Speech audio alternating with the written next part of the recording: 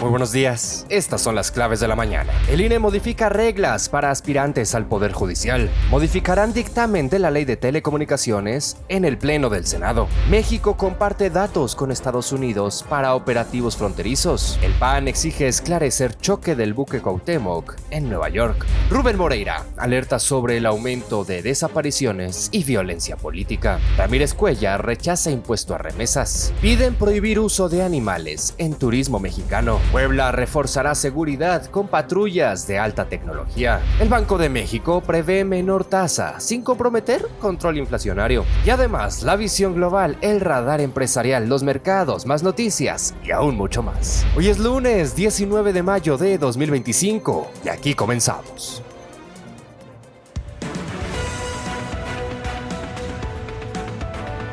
Lo más relevante para comenzar el día, aquí comienza. Las claves de la mañana. Con Fernando Moctezuma Ojeda.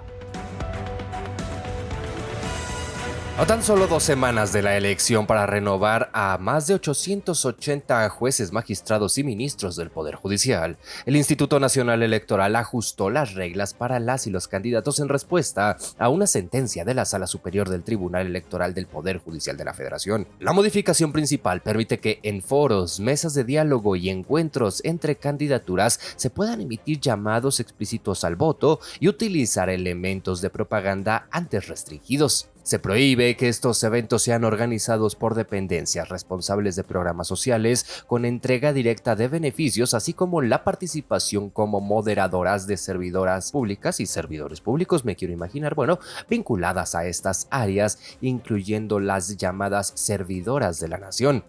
La resolución responde a las limitaciones que enfrentan las candidaturas, como la falta de acceso a tiempos oficiales en medios y la imposibilidad de colocar propaganda en espectaculares, lo que las coloca en desventaja frente a otros procesos electorales. El tribunal ordenó flexibilizar también los criterios de organización de foros para no restringir la libertad de expresión ni el derecho a un voto informado. Las modificaciones buscan, dicen, ampliar espacios de discusión y difusión de propuestas bajo lineamientos de neutralidad institucional y sin uso indebido de recursos públicos. La campaña concluirá el 28 de mayo y la jornada electoral se realizará el 1 de junio en un proceso que representa un ejercicio inédito, usted lo sabe, para la participación ciudadana directa en la integración del Poder Judicial de la Federación.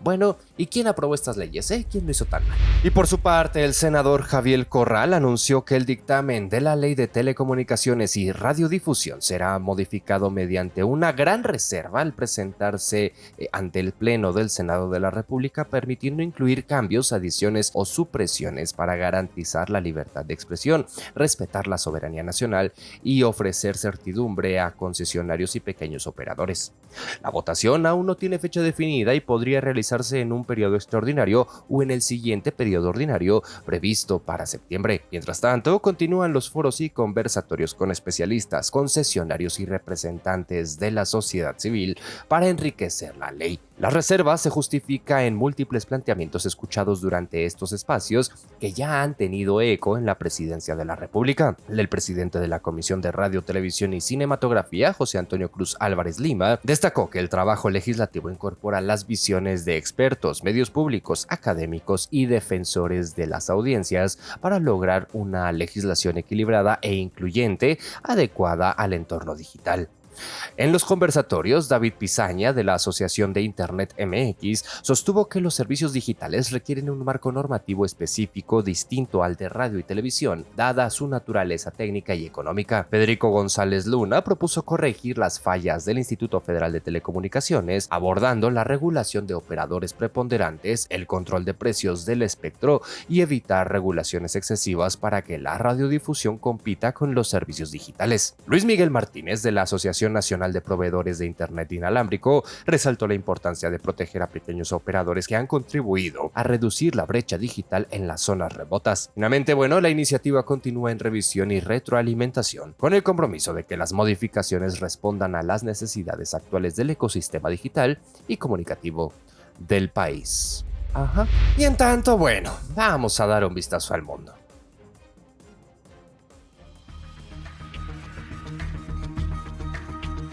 Visión Global. Un vistazo a las claves de México y el mundo. Con María Laura Álvarez. Gracias, Fernando. Buenos días para ti y para la audiencia. En Washington, el expresidente Joe Biden fue diagnosticado con un cáncer de próstata agresivo con metástasis ósea. Aunque avanzado, su equipo médico señala que podría responder a terapia hormonal. El anuncio ocurre tras recientes dudas sobre su estado de salud y la divulgación de audios donde muestra dificultades cognitivas. Biden, de 82 años, fue considerado apto en febrero de 2024, pero el diagnóstico actual agrava los cuestionamientos públicos. La enfermedad es común en adultos mayores. Hasta 80% de los hombres mayores de 80 años la padecen, según especialistas. En Nueva York, el buque escuela Cuauhtémoc de la Armada de México chocó contra el puente de Brooklyn la noche del sábado durante maniobras de zarpe tras perder potencia. El accidente dejó 2 personas muertas y al menos 19 heridas, 4 de gravedad. Testigos relataron escenas de pánico y caos durante el impacto. La Secretaría de Marina confirmó que 3 mástiles del buque colisionaron con una estructura bajo el puente. No hubo caídas al agua ni se activaron operaciones de rescate. El incidente ocurrió en el marco de una travesía internacional con destino a Islandia y Europa, cuya continuidad está en evaluación. Autoridades mexicanas y neoyorquinas permanecen coordinadas en la atención a los afectados. En el Vaticano, el Papa León XIV inició formalmente su pontificado con una misa multitudinaria en la que criticó los excesos del capitalismo, la marginación de los pobres y la explotación de la naturaleza. Inspirado en León XIII, reafirmó su enfoque social, abogando por la paz, la unidad, la caridad y el combate a las desigualdades. Recibió a líderes como Dina Boluarte, J.D. Vance, Volodymyr Zelensky e Isaac Herzog. También expresó preocupación por Ucrania y Gaza. En su primera semana, defendió una visión tradicional de la familia y abordó retos como la crisis de abusos, el rol de la mujer en la iglesia y el celibato sacerdotal. En Guerrero, 6 personas fueron asesinadas este fin de semana en distintos hechos violentos en Petatlán y Zihuatanejo. En un camino a La Palma, 3 hombres fueron atacados a balazos dentro de un vehículo. 2 murieron en el lugar y 1 más en el hospital. En la colonia Buenos Aires, un hombre fue hallado muerto por golpes en la cabeza. Además, en una tienda de abarrotes cerca de Lomas de Riscalillo, fueron localizados 2 cuerpos con impactos de bala. En México, 6 personas murieron por golpe de calor durante la última semana en México, con decesos registrados en Veracruz, Tabasco, San Luis Potosí y Chiapas, según informó la Secretaría de Salud. Desde marzo, 400 personas han requerido atención médica por altas temperaturas, principalmente por golpe de calor, deshidratación y quemaduras. Jalisco y Tabasco concentraron el 31.3% de los casos. Las autoridades reiteran recomendaciones para prevenir daños como hidratarse, evitar exposición al sol y usar ropa ligera. Hasta aquí la visión global del lunes, Fernando. Excelente día. Bueno, pues yo solo tengo 2 comentarios. Primero, bueno, todo bien con el Papa León XIV, pero me encantaría conocer su definición de familia tradicional, solo para saber ante qué perspectiva estamos. Y bueno, en segundo lugar, estas recomendaciones contra las olas de calor, pues sería muy bueno que el Estado entonces diera las garantías para evitar más muertes, ¿no? Eso de que no te expongas al sol y hidrátate y tal, bueno, pues es muy fácil decirlo desde un escritorio, pero para las personas que tienen que salir a trabajar, que viven al día, bueno, pues yo ahí lo dejo. Muchísimas gracias, Laura. Muy buenos días. Y desde Palacio Nacional, la presidenta Claudia Sheinbaum confirmó que su gobierno mantiene una colaboración con agencias de Estados Unidos mediante el intercambio de información para la realización de operativos en territorio estadounidense en el marco de una política de coordinación binacional. Aclaró que no existe la participación ni presencia de agentes estadounidenses en México y que esta postura ha sido constante desde el gobierno anterior. Como ejemplo, mencionó los recientes decomisos de drogas y armas en Arizona y en el puerto de salida del río Texas, logrados gracias a información compartida por autoridades mexicanas. Sheinbaum desmintió versiones que sugieren que agencias como el ICE operan en territorio nacional y señaló que la Fiscalía General de la República cuenta con certificaciones de agencias estadounidenses sin que ello implique injerencia extranjera. Hasta ahora, las autoridades estadounidenses no han emitido declaraciones oficiales sobre publicaciones recientes que vinculan al ICE con operativos en México. Y desde San Lázaro, la diputada federal Noemí Luna Ayala, vicecoordinadora del grupo parlamentario del Partido Acción Nacional, exigió una investigación detallada y exhaustiva sobre el accidente ocurrido la noche del sábado, esto en Nueva York, donde el buque escuela, ya nos lo contó María Laura Álvarez, Cuauhtémoc sufrió una rotura de sus 3 mástiles, dejando un saldo de 2 cadetes fallecidos y al menos 19 heridos.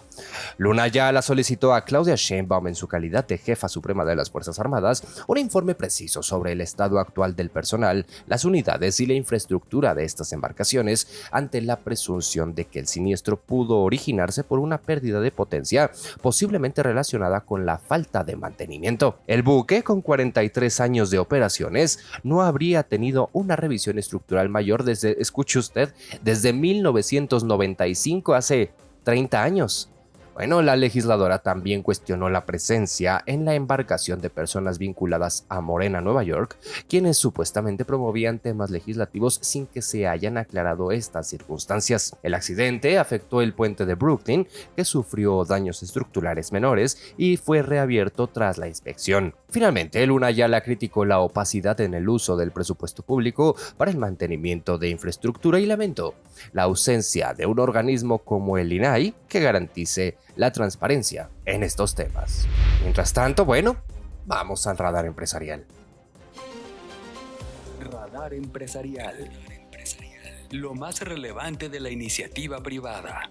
Con Alejandra Bailón. Gracias, Fernando. Buenos días para ti y la audiencia. Farmacias Similares anunció una prueba piloto de su nueva línea Simi Pet Care, con la apertura de una sucursal en la colonia Escandón, en Ciudad de México, marcando su incursión en el sector veterinario. Aunque aún no se detallan los servicios, la iniciativa apunta a ofrecer atención y medicamentos genéricos para mascotas, replicando su modelo de bajo costo en salud humana. Esta entrada ocurre en un contexto de crecimiento sostenido del mercado veterinario en México, estimado en $1,700 millones para 2030. Más de 1,000 baristas de Starbucks en 75 tiendas de Estados Unidos realizaron paros laborales para protestar contra el nuevo código de vestimenta que elimina la flexibilidad previa y se percibe como una imposición sin diálogo. La empresa busca estandarizar la imagen para mejorar la experiencia del cliente, pero los trabajadores y su sindicato consideran que el cambio debió negociarse y refleja una desconexión con el personal. La protesta ocurre en un contexto de caída de ventas y tensiones laborales crecientes. En lo que va de 2025, la industria del cuidado personal en México, especialmente salones de belleza y uñas,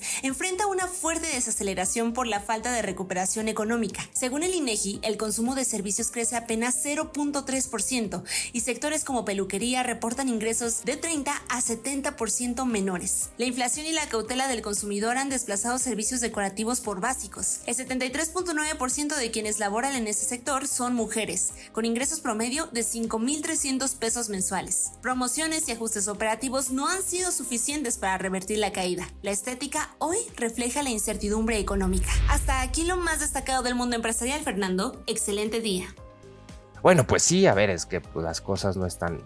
Dirían por ahí, el horno no está para bollos, ¿no? ¿O usted qué dice? ¿Usted ha ido últimamente a hacerse las uñas, el pelo? Cuénteme. Muchísimas gracias, Ale. Muy buenos días. Y en más información, le platico que el coordinador del grupo parlamentario del PRI, el Revolucionario Institucional, allá en la Cámara de Diputados, Rubén Moreira Valdés, afirmó que durante los gobiernos de Morena se han registrado un aumento significativo en las desapariciones, homicidios y violencia política en México.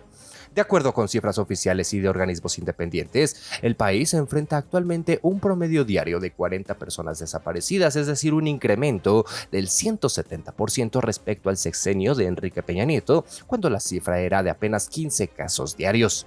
En el programa Con Peras, Manzanas y Naranjas de cada sábado a través de sus redes sociales, Moreira sostuvo que la polarización social y la falta de diálogo democrático han afectado la estabilidad nacional, basándose en datos de la Secretaría de Seguridad y Protección Ciudadana, del INEGI y de la Secretaría de Gobernación. Además, citó un estudio del Instituto para la Economía y la Paz que estima el costo económico de la inseguridad en 2024 en 4.5 billones de pesos, es decir, un equivalente al 18% del Producto Interno Bruto Nacional, con un incremento de 155,000 millones de pesos respecto al año anterior. Los estados con mayores índices de violencia, usted lo sabe, son Colima, Guanajuato, Morelos, Baja California y Quintana Roo, mientras que Tabasco presenta el mayor deterioro en materia de paz debido a los hechos violentos recientes, incluidos actos de represión contra estudiantes. En materia de violencia política, Moreira resaltó los asesinatos de candidaturas y funcionarios públicos en Veracruz, Oaxaca y Jalisco y señaló que este fenómeno fenómeno persiste incluso fuera de periodos electorales, destacando a Morelos como la entidad con más incidentes,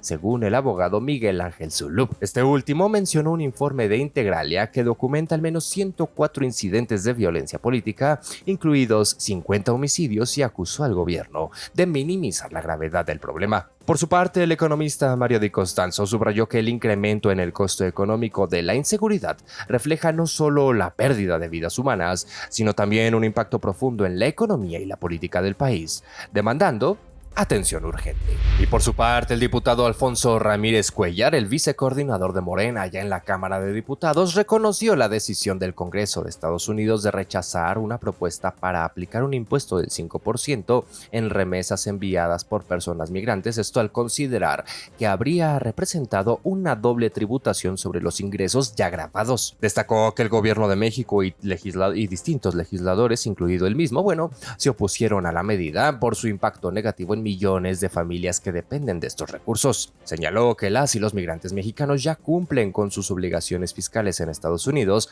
por lo que un nuevo impuesto habría significado una doble imposición. En 2023, las remesas superaron los 63,000 millones de dólares, siendo esta una fuente clave de ingresos para amplios sectores en México. Ramírez Cuellar enfatizó que la decisión estadounidense evita conflictos en acuerdos internacionales y fortalece la cooperación bilateral, además de reiterar su compromiso para trabajar en temas de derechos humanos, movilidad y desarrollo económico de las comunidades migrantes, esto priorizando, su bienestar en la agenda bilateral. Y en tanto, vamos a un dato. Gracias, Fernando. Buenos días para ti y la audiencia. Este 19 de mayo se recuerda el nacimiento de Manuel Lorenzo de Vidaurre y Encalada, destacado jurista y pensador peruano, cuya vida marcó un puente entre el virreinato del Perú y la formación del Estado republicano. Nacido en 1773 en Lima, en una familia criolla acomodada, Vidaurre se formó en la Universidad de San Marcos y fue profundamente influenciado por las ideas de la Ilustración, como la justicia, la igualdad y la soberanía popular. Participó activamente en el proceso de emancipación, no desde el frente militar, sino a través del pensamiento jurídico y político. Tras la proclamación de la independencia en 1821, fue nombrado presidente de la Corte Superior de Justicia de Lima, desde donde impulsó la reorganización del sistema legal del nuevo Estado. Vidaurre abogó por la educación, la unidad nacional y el fortalecimiento institucional, advirtiendo sobre los riesgos del caudillismo y la fragmentación. Su legado es fundamental para comprender los retos jurídicos, sociales y políticos del Perú republicano. A más de 2 siglos de su nacimiento, su pensamiento sigue vigente como parte del esfuerzo por construir una nación con justicia e inclusión. Hasta aquí el dato del día, Fernando. Excelente lunes. Oiga, y en información mucho más amable, le platico que la diputada federal Fuensanta Guerrero Esquivel, del integrante del grupo parlamentario del Revolucionario Institucional, presentó una iniciativa en la Cámara de Diputados para prohibir el uso de animales en actividades turísticas que impliquen crueldad o explotación. La propuesta contempla reformas a la Ley General del Equilibrio Ecológico y la Protección al Ambiente, así como la Ley General de Vida Silvestre, esto para establecer sanciones explícitas contra prácticas que sometan a estos animales a trabajos forzados o explotación en el sector turístico. Guerrero Esquivel destacó que en México persisten actividades como paseos en calandrias tiradas por caballos, espectáculos de delfines en cautiverio y el uso de fauna silvestre para sesiones fotográficas, las cuales afectan el bienestar de estos animales. La iniciativa busca eliminar estas prácticas y promover un turismo sostenible que respete los derechos de los animales y contribuya a la conservación de la biodiversidad. La propuesta fue turnada a comisiones y la legisladora confía en el respaldo de otras fuerzas políticas en línea con los compromisos nacionales e internacionales sobre protección animal. Y desde Puebla, el gobernador Alejandro Armenta anunció la próxima entrega de 100 patrullas equipadas con tecnología avanzada, esto para fortalecer las labores de seguridad en el estado. El anuncio se realizó durante la 20ª faena comunitaria en Cholula, donde encabezó actividades de rehabilitación urbana junto a habitantes locales. Armenta detalló que estos vehículos serán utilizados en coordinación con la Secretaría de Marina, la Guardia Nacional y la Fiscalía General de la República, con el fin de mejorar la lucha contra la delincuencia, y enfatizó su postura de cero tolerancia a la corrupción dentro de las fuerzas de seguridad. Durante la faena, que incluyó limpieza y mantenimiento urbano, destacó la importancia de la participación ciudadana conforme al artículo 115 constitucional. Asimismo, confirmó que Puebla será sede de eventos nacionales e internacionales como los Juegos Universitarios Nacionales, el Congreso Nacional de Petróleos Mexicanos, la Carrera Panamericana y el Foro Smart City Expo, los cuales aportarán al desarrollo económico y el posicionamiento turístico del estado. Y ahora vamos a los mercados. Las claves de los mercados. Con Arely Méndez. Gracias, Fernando. Buenos días para ti y la audiencia. El dólar en ventanilla se cotiza hasta en 19.98 pesos a la venta y 18.90 a la compra, mientras que el euro se ubica en los 21.84 a la venta y 21.83 a la compra. La gasolina Magna se vende hasta en 23.67 pesos por litro, la Premium en 25.59 y el diésel en un máximo de 26.03 pesos por litro, según el precio promedio nacional. Mientras tanto, la mezcla mexicana de exportación se ubicó en los $58.47 por barril. Por su parte, el índice de precios y cotizaciones de la Bolsa Mexicana de Valores finalizó la jornada en 57.987.14 puntos, un alza del 0.05%. La acción ganadora fue Corporación Mexicana de Restaurantes con una ganancia del 6.90%, mientras que la perdedora fue Terra con una baja del 5.06%. Hasta aquí la información financiera, Fernando. Excelente lunes. Excelente lunes, Arely. Muchísimas gracias. Muy buenos días. Y antes de continuar, le cuento que esta semana en las claves MX, en portada analizamos el impacto que tendría la aprobación de un impuesto del 5% al envío de remesas desde Estados Unidos hacia México y las reacciones de las autoridades de nuestro país ante esta iniciativa que será discutida próximamente en la Cámara de Representantes. Además, abordamos la creciente ola de reclutamiento de niñas, niños y adolescentes por parte del crimen organizado para sus actividades ilícitas, las divisiones internas en la familia del Chapo Guzmán y la violencia política en entidades como Veracruz. Por si fuera poco, revisamos las estadísticas de la salud mental masculina y sus afecciones en el corto, mediano y largo plazo, la caída del consumo privado en México, el adiós a Pepe Mujica y el accidente en el puente de Brooklyn del buque Cuauhtémoc de la Marina. Todo esto y más disponible en la edición número 35 de las claves MX, las claves de la semana, usted lo sabe, disponible de manera gratuita en fermoctezuma.news/claves MX. Oiga, y ya casi para despedirnos, le cuento que el Banco de México mantiene una política monetaria restrictiva con la tasa de referencia en 8.50%, pero considera viable una futura reducción para enfrentar la inflación actual que se aproxima a niveles previos a la pandemia. La gobernadora del Banco Central, Victoria Rodríguez Ceja, informó que la inflación general en abril fue del 3.93%, esto por debajo de los picos de 2022, y se espera que converja a la meta del 3% entre 2025 y 2026. Banxico evaluará los riesgos inflacionarios vinculados a factores internos y externos como la depreciación del tipo de cambio y costo de insumos, mientras la economía muestra señales de debilidad que reducen las presiones inflacionarias. En el ámbito internacional, México podría beneficiarse de la reconfiguración de cadenas productivas globales, esto mediante una mayor integración económica en el tratado entre México, Estados Unidos y Canadá. Y antes de despedirnos, hay más noticias. Más noticias. Con Carmen Delgadillo.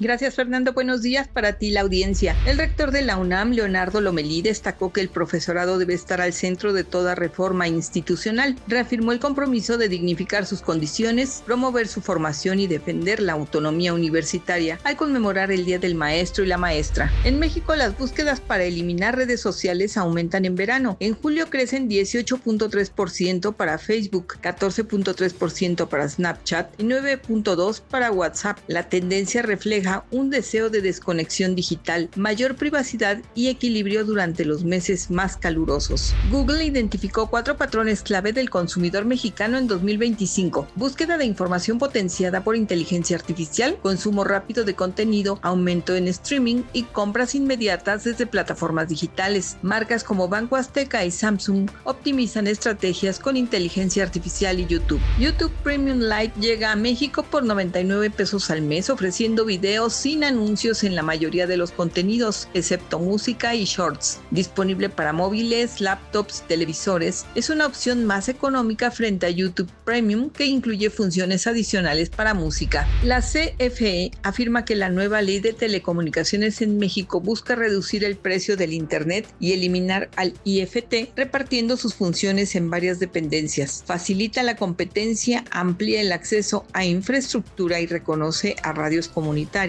manteniendo prohibición de propaganda política extranjera pagada, dicen. La campaña por vehículos limpios 2025 instalará sensores en 16 puntos de la Ciudad de México y el Estado de México para medir en tiempo real emisiones de monóxido de carbono, óxido nítrico e hidrocarburos de autos. Se capturan placas y tipo de vehículo para analizar y detectar unidades obsoletas. La transición energética es clave para limitar el calentamiento global. El sector energético, principal emisor de gases, impulsa renovables, especialmente solar y eólica. Unilever en Argentina usa electricidad 100% renovable en fábricas, apoyando la reducción de huella ambiental. Un estudio de la NASA con datos de la misión Grail revela que la Luna tiene un manto asimétrico. La cara visible es más cálida y volcánicamente activa por concentración de elementos radiactivos, explicando sus diferencias geológicas con la cara oculta. Un estudio genético rastreó la migración humana desde Asia a América hace 20.000 a 30.000 años, confirmando la ascendencia de grupos indígenas. Identificó 4 grupos suramericanos aislados y mutaciones adaptativas con implicaciones para salud y conservación cultural. Según investigadores de la Universidad Yonsei en Corea del Sur, trabajar más de 52 horas semanales puede alterar la estructura cerebral, afectando áreas vinculadas a la función ejecutiva y regulación emocional. El estudio preliminar publicado en la revista Occupational and Environmental Medicine identificó aumentos en regiones como el giro frontal medio, sugiriendo cambios neuroadaptativos por estrés laboral. Fernando, la información.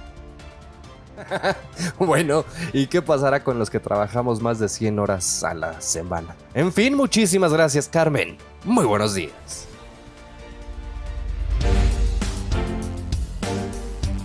Y con esto llegamos al final de este espacio. Antes de despedirme, quiero pedirle que considere seguirme en esta plataforma, comentar sus opiniones y si la información le resultó útil, comparta este episodio con quien usted crea que también le puede ser de utilidad. Yo le agradezco muchísimo que me permita acompañarle en favor de su confianza y le recuerdo que los detalles de toda esta y mucha más información la encuentra disponible en fermoctezuma.news y en todas las redes sociales como @fermoctezumao. En fin, que tenga un excelente lunes, cuídese mucho, si así ha de ser, le espero aquí mañana. Ya lo sabe, pásela bien.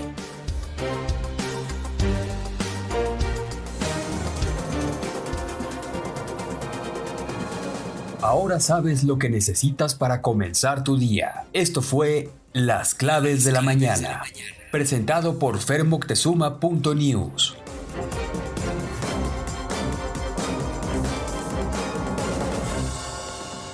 Si te gustó este episodio, considera suscribirte en la plataforma donde me estés escuchando. Compártelo en tus redes sociales y mencióname como @fermoctezumao. Muchas gracias por permitirme acompañarte.